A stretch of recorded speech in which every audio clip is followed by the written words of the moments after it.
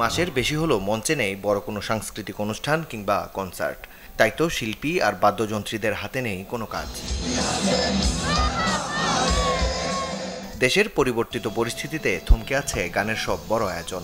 সাম্প্রতিক বন্যায় বানভাসীদের সাহায্যে কিছু চ্যারিটি কনসার্ট হলেও সেখান থেকে কোনো উপার্জন আসেনি শিল্পীদের।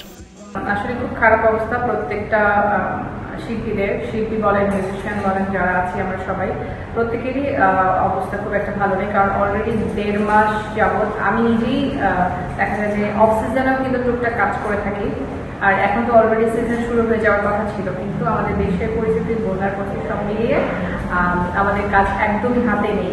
তো যারা আসলে মানে সংসার চালায় শুধুমাত্র এই কি বলে গান মিউজিক করে, তাদের জন্য খুব প্রবলেম ফেস করছে। দ্রুত এই অবস্থার পরিবর্তন চান গানের শিল্পীরা।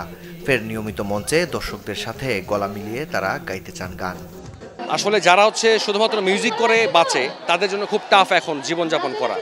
কারণ সরকারি সব প্রতিষ্ঠানের কাজ চলমান, শুধুমাত্র আমাদের কাজই বন্ধ। তো এই ক্ষেত্রে আমি যেটা বলতে পারি, আমাদের যারা রয়েছেন, যারা কাজ করছেন, সবাইকে ধৈর্য ধারণ করার জন্য বলবো যে খুব তাড়াতাড়ি আমাদের পরিবেশটা চেঞ্জ হবে।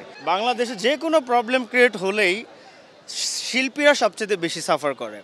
আমরা তো মোটামুটি চলতে পারি, কিন্তু আমাদের অনেক ভাই বোন আছে যারা শিল্পী, যারা স্টেজ প্রোগ্রাম বা মিউজিশিয়ান ভাইয়েরা আছে অনেক, যারা একটা প্রোগ্রাম করে দেখা গেছে প্রতি মাসে প্রোগ্রাম করে তারা তাদের ফ্যামিলি চালায়। আমরা আবার স্টেজ করতে চাই, আবার যেন দ্রুত সব কিছু ঠিক হয়ে যায়, আবার যেন আমাদের প্রতিদিন শো থাকে, প্রতিদিন যেন পাবলিকের সামনাসামনি আমরা কনসার্ট করতে পারি, গান গাইতে পারি।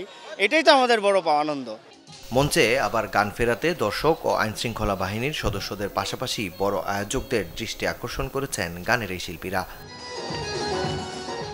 মাকসুদুল হক ইমু, চ্যানেল 24, ঢাকা।